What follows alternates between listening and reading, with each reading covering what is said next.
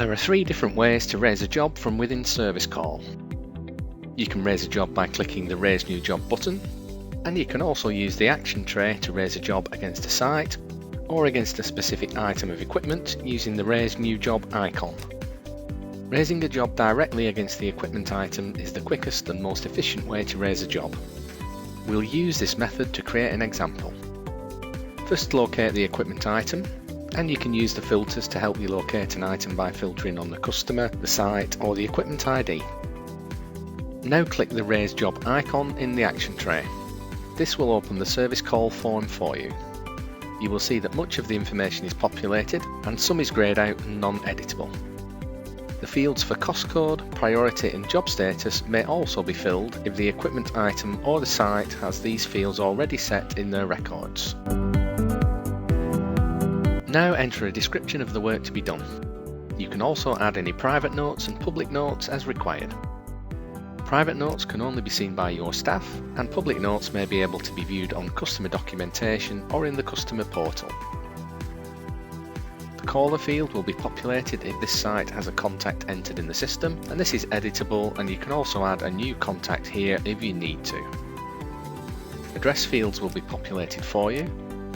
You can set a minimum price for the job, and this means that if the total cost for the job falls below this figure, the invoice will be adjusted to this amount. There is a button to toggle to Invoice to Site ID, and this allows you to invoice the site directly and not the customer's main account. The call date and time are greyed out and non-editable, and this will be used for reporting against any response times that you have set in the system. The target date and time may be empty at the moment, but will be updated if a priority for the job is selected that carries a response time. You have manual entry fields to enter any agreed visit dates and times that you have agreed with your customer.